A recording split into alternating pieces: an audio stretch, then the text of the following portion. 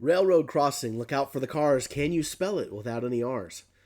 Welcome to Walking Through the Word. For today, we're in John chapter 8, and we just finished seeing Jesus have a conversation with the Pharisees talking about his witness and Jesus' testimony and whether his testimony is reliable. And we're going to see that here in a minute. But I bring up that little puzzle because, if you've never heard that puzzle before, you look at it and it becomes a real serious riddle. You're like, I can't figure this out. You forget that the answer is yes, and that all you're doing is spelling it, I-T, without any R's. It's a funny and silly riddle that when you look back at it, you go, this is so simple. A lot of what Jesus says also within the scriptures, within the New Testament, we have a distinct advantage in the fact that we can read this knowing the end outcome, knowing that Jesus is going to be crucified, but also that he's going to be resurrected. This allows us to read some of these things and understand them more than the people that he was originally talking to. And so when you see this conversation come with Jesus and some of the Jews and talks about being lifted up and then believing, we have the advantage of understanding what it is. But for these folks, it was genuinely perplexing over who exactly is this guy. Jesus says to them in verse 21, I'm going away, and you'll look for me, and you will die in your sin. Where I go, you cannot come. Jesus is talking about several different things here. Number one, he's talking about I'm going away, meaning he is going to be crucified. And eventually, though, he's going to be resurrected after 3 days and ascend back into heaven. And you'll look for me, but you can't find me. Ultimately, all of us are going to die. That is the cost of living in this world covered in sin. We cannot save ourselves, unlike Jesus, who doesn't need the saving that we do. And Jesus is saying, you can't come.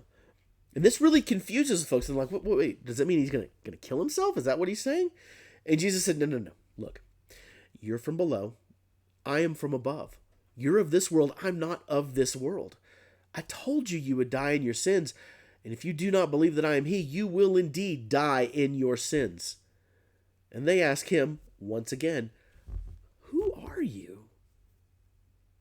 And Jesus says, I've been telling this to you from the very beginning. I have a lot to say in judgment, but he who sent me is trustworthy, and I've heard from him. I tell the world. Who's him? This is the Father. Jesus came down to be our replacement, our propitiation for sin. And as a result of that, he comes to bear testimony of God's judgment. This is the same judgment that's been talked about since the beginning with Adam and Eve, the judgment of sin and all leading to death, the judgment under the law that shows us that we cannot do this by ourselves.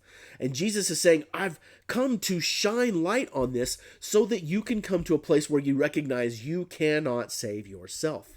You will die to sin unless you believe that I am the Messiah, the one that you have been looking for. But still, in verse 27, they do not understand what he was telling them about his Father. So Jesus said this. He said, you know what? You're right. But when you have lifted up the Son of Man, we know that this is the crucifixion. This is how it works.